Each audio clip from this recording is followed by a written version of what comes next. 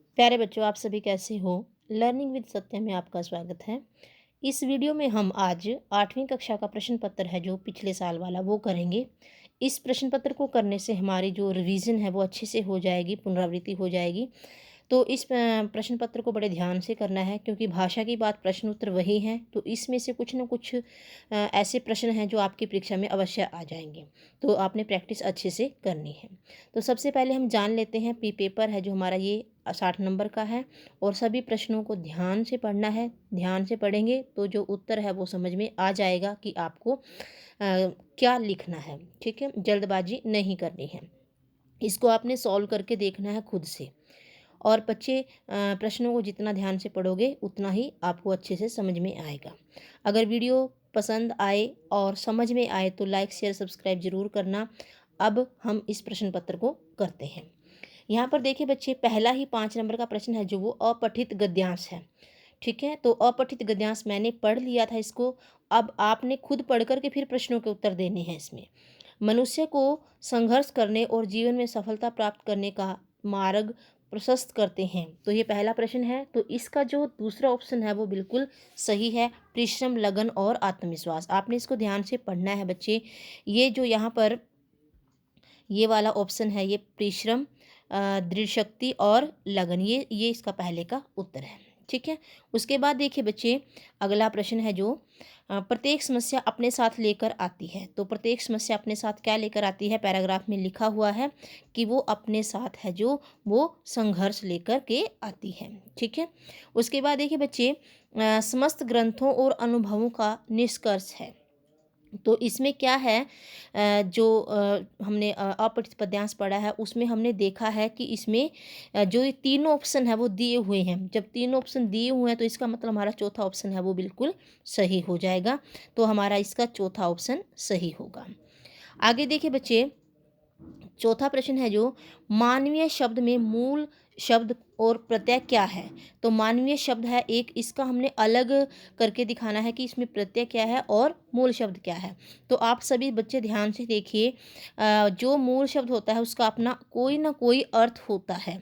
ठीक है, तो इसमें से देखो आप, मानवी और मानव और मानव, ये तीन तरीके से दिया हुआ है, लेकिन हमने इसमें से प्रत्यय भी निकालना है। तो हम इसमें पर ध्यान से देखेंगे। देखो, मानव एक मूल शब्द है। ठीक है, और मानव में बच्चे बड़ी ई की मात्रा जुड़ी है, ई जुड़ा हुआ है। तो इसमें ध्यान से देखो, जो दूसरा ऑप्शन है हमारा वो यहाँ पर बिल्कुल सही बैठ रहा है। तो हमारा जो ये दूसरा ऑप्शन है वो बिल्कुल सही है। ठीक है, इसी प्रकार से और प्रत्यय की आप प्रैक्टिस कर सकते हो, और इसमें आप अच्छे से प्रयास करोगे तो आपका जो प्रश्न है वो बिल्कुल सही होगा। जैसे एक जहर प्लस ईला है तो वो बन जाएगा जहरीला। ठीक है, इस तरीके से आपने इसको करके देखना है। आगे देखिए बच्चे, संघर्ष रूपी विजय रथ पर चढ़ने के लिए आवश्यक है। तो इसमें जो हमारा सेकंड ऑप्शन है ये हमारे पैराग्राफ में दिया हुआ है। तो आपने पैराग्राफ को पढ़ना है और फिर इसमें देखना है दृढ़ संकल्प, उत्साह और साहस। जरा ध्यान से देखो, ये लास्ट की लाइन है जो यहाँ पर इसमें इसमें ये देखिए, दृढ़ संकल्प, उत्साह और साहस, ये तीनों गठे दिए हुए हैं। तो ये हमारा ऑप्शन बिल्कुल सही हो जाएगा। ये हमारा 5 नंबर का हो गया। आगे देखिए बच्चे, अपठित पद्यांश मतलब कविता में से आपको एक पद्यांश दिया जाएगा, आपने उसको पढ़ना है और फिर प्रश्न उत्तर उसके करने हैं। एमसीक्यू है, बिल्कुल ईजी है, थोड़ा सा ध्यान से पढ़ोगे तो आंसर आपके सामने है। तो यहाँ पर देखो बच्चे, कवि ने किरण के लिए किन किन विशेषणों का प्रयोग किया गया है। यहाँ पर मैंने कविता का ये पद्यांश पढ़ लिया है, आप इसको पढ़ लेना। देखो, इसमें तीनों ऑप्शन दिए हुए हैं, तो इसमें सोने की तार भी यहाँ पर प्रयोग किया गया है। ठीक है, उसके बाद हंसती खिलती भी इसके लिए प्रयोग किया गया है, और रेशम जैसी है जो, ये भी यहाँ पर इसके लिए प्रयोग किया गया है। इसका मतलब ये तीनों ही जो वो हैं विशेषण हैं, ये इसके लिए प्रयोग किए गए हैं। तो इसका मतलब जब तीनों है तो हमारा चौथा ऑप्शन बिल्कुल सही हो जाएगा। आगे देखो, किरण फूलों के लिए क्या खुशियाँ लेकर आई है। तो किरण फूलों के लिए क्या खुशियाँ लेकर आई है? सुंदरता, सुगंध, मीठी मीठी खुशियाँ, इसमें पैराग्राफ में लिखा हुआ है मीठी मीठी खुशियाँ। तो हमारा ये ऑप्शन सही है। ठीक है, उसके बाद देखो बच्चे, ओस की बूंदों ने पत्तों पर क्या किया? उनमें जाकर दिया जलाकर जो मुस्काई एक किरण, दिया जला दिया। तो ये हमारा ये क्वेश्चन का आंसर बिल्कुल सही है। सूरज की विशेषता है इसको ध्यान से पढ़ना है। सूरज की क्या विशेषता है, जरा ध्यान से देखो। लाल लाल थाली सा सूरज, सूरज की विशेषता होगी, सूरज कैसा है, लाल लाल थाली सा। तो इसका जो ऑप्शन है वो हमारे पास सही होगा। जो हमारा तीसरा ऑप्शन है वो यहाँ पर बिल्कुल सही होगा। ये हमारा तीसरा ऑप्शन सही है। तो इसका ये हमारे पद्यांश का हो गया, गद्यांश का हो गया। आगे देखते हैं हम हमारी जो व्यवहारिक व्याकरण है उसमें देखिए 12 नंबर की व्याकरण होगी। सारी की सारी व्याकरण आपके पाठों की भाषा की बात ही है, अगर आप थोड़ा सा ध्यान से इसे पढ़ेंगे। ये देखो, इनमें द्वंद्व समास का उदाहरण क्या है। तो इनमें से द्वंद्व समास का उदाहरण क्या है, माता पिता भी है भाई, रामकृष्ण भी है। तो एक ऑप्शन हमारे पास मिलेगा उपयुक्त दोनों, और इनमें से कोई नहीं। तो हम इसको सही मानेंगे क्योंकि ये दोनों ही द्वंद्व समास के उदाहरण है, इसको हमने टिक नहीं करना है। ठीक है। पानी परात को हाथ छुओ नहीं, नैनन के जल सो पग धोई। वाक्य में निहित अलंकार क्या है, ये सुदामा चरित में से है। और सुदामा चरित जब हमने पढ़ा था तो हमने बोला था कि इसमें बात को बड़ा ही बढ़ा चढ़ाकर कहा गया है। तो हमारा जब बात को बढ़ा चढ़ाकर कहा जाता है तो अतिशयोक्ति अलंकार वहाँ पर होता है। आगे देखिए बच्चे, अत्यधिक में उपसर्ग है। अत्यधिक में उपसर्ग क्या है, इसमें जो है अति प्लस अधिक। ठीक है, इसमें उपसर्ग है अति प्लस अधिक। इसमें हम इसको वाक्य को तोड़कर देखेंगे तो अति प्लस अधिक, ये हमारा इसमें उपसर्ग है, और ये अधिक इसमें मूल शब्द है। अगर मूल शब्द पूछें तो ये मूल शब्द है। ठीक है। आगे देखिए बच्चे, ता प्रत्यय से बना शब्द बताइए। तो हमारे पास ऑप्शन दिए हुए हैं, तो उन्हीं में से हमने बताना है। तो देखो, व्यक्ति नहीं है, ताई, कुत्ता, ये नहीं है, क्योंकि प्रत्यय से पहले जो मूल शब्द है ना उसका भी अपना एक अर्थ होता है। तो यहाँ पर देखिए, महानता, महान शब्द मूल है, यहाँ पर मूल शब्द है, और ता इसमें प्रत्यय जुड़ा हुआ है। तो ये हमारा सही ऑप्शन हो जाएगा। ठीक है। आगे देखिए बच्चे, माँ ने बच्चे को सुलाया, इस वाक्य में को किस कारक की विभक्ति है। जब कारक किए थे हमने तो ये हमने पढ़ा था ध्यान से, कर्ता ने कर्म को कर्ण से, तो को है तो हमारा जो कर्म कारक है वो यहाँ पर दिखाई दे रहा है। तो कर्म कारक की पहचान है। ठीक है। वह कुल्हाड़ी से वृक्ष काटता है, इस वाक्य में से किस कारक की विभक्ति है। इसके लिए हमने बहुत सारे उदाहरण किए हैं कि राम चाकू से फल काटता है, राम डंडे से कुत्ते को मारता है। तो जब हम किसी साधन के माध्यम से कोई काम करते हैं तो उस साधन के लिए जब हम से प्रयोग करते हैं तो वो कर्ण कारक की पहचान होती है। ठीक है। कुल्हाड़ी से वृक्ष काटता है, तो आप देखिए यहाँ पर वो कुल्हाड़ी से वृक्ष काटता है, से यहाँ पर कर्ण कारक की पहचान होगी। तो ये हमारा आंसर सही होगा। इनमें से कौन सा शब्द संज्ञा से बना हुआ विशेषण है। ठीक है। इसमें से कौन सा शब्द है जो संज्ञा से बना हुआ विशेषण है। कृपा, जाति, नमक, कुलीन। ठीक है। तो कुल है जो वो यहाँ पर वो है संज्ञा है, और कुलीन है जो यहाँ पर वो उससे बना हुआ है। तो कृपा भी और जाति भी, नमक भी, ये इसमें से नहीं है, क्योंकि ये जो है इन्होंने पूछा है कौन सा शब्द संज्ञा से बना हुआ विशेषण है। ठीक है। तो इसमें कुलीन हमारा सही हो जाएगा। आगे देखिए बच्चे, सर्वनाम किसे कहते हैं। सर्वनाम किसे कहते हैं भाई, जो संज्ञा के बदले प्रयोग किए जाते हैं। ये परिभाषा तो हमने रट चुकी है बिल्कुल अच्छे से, तो ये हमारे आंसर सही हो जाएगा। ठीक है। आगे देखिए, अगला प्रश्न है, निम्नलिखित में से अम्बु का पर्यायवाची शब्द नहीं है। अच्छा, इसमें एक सर्वनाम के भेद पूछे गए हैं, ये क्वेश्चन बीच में छूट गया भाई, ध्यान से देखो। सर्वनाम के भेद होते हैं 6। ठीक है। आगे है, निम्नलिखित में से पानी का पर्यायवाची नहीं है। नहीं पूछा है तो अम्बु भी है, मेघ पुष्प भी है, और नीर भी है। सर है ना वो नहीं है, क्योंकि सर का मतलब होता है बाण। ठीक है। तो आगे देखिए बच्चे, 9 2 11 होना मुहावरे का क्या अर्थ है। 9 2 11 होना, बहुत बार होते हो, जब काम नहीं किया होता तो 9 2 11 हो जाते हो, तो मतलब यहाँ पर आ जाएगा भी भाग जाना। ठीक है। आगे देखो, इसमें हमारी पाठ्य पुस्तक में से ही एक जो वो है गद्यांश है वो दिया हुआ है, हमने इसको पढ़ करके फिर इसके प्रश्नों के उत्तर लिखने हैं। ठीक है, तो मैं ध्यान से इसको पढ़ना है फिर लिखना है। इसमें देखो बच्चे, पाठ के लेखक का नाम पूछा गया है। ये जो हमारा वो है ना बाज और सांप, उसमें से है, उसके लेखक का नाम पूछा गया है, तो ये निर्मल वर्मा जी हैं जो उसके लेखक हैं। ठीक है, आगे देखो, गुफा में कौन आ गिरा था? हमें पता है कि गुफा में वो बाज आन गिरा था, सांप पहले ही वहां पर बैठा हुआ था। सांप की क्या हालत हुई? वह फड़फड़ाने लगा, डर कर सिकुड़ गया। हाँ भाई, वो डर कर सिकुड़ गया था सांप। ठीक है, बाज क्या गिन रहा था? बाज जीवन की अंतिम सांसें गिन रहा था। ठीक है, आगे देखिए, सांप कोने में क्यों सिकुड़ गया? सांप कोने में क्यों सिकुड़ा था? क्योंकि वो बाज से डर गया था। ठीक है, आगे देखो बच्चे, कविता में से है, काव्यखंड में से है, कृष्ण जी का जो है सूरदास जी के पद है, उसमें से एक पद है ये, मैया कभी बढ़ेगी चोटी। आपने ध्यान से पढ़ा हुआ है और पढ़ कर के ही आंसर इसमें देने हैं आपने ध्यान से। ठीक है, देखो अब इसमें कृष्ण माता से क्या पूछ रहे हैं? तो वो पूछ रहे हैं कि उनकी चोटी कब बढ़ेगी? तो तीसरा ऑप्शन इसका सही है। इस पद की रचना किसने की है भाई? इस पद की रचना है जो सूरदास जी ने की है। कृष्ण को क्या खाना अच्छा लगता है? ये हमने ध्यान से पैराग्राफ में दिया हुआ सब कुछ। तो कृष्ण को क्या खाना अच्छा लगता है?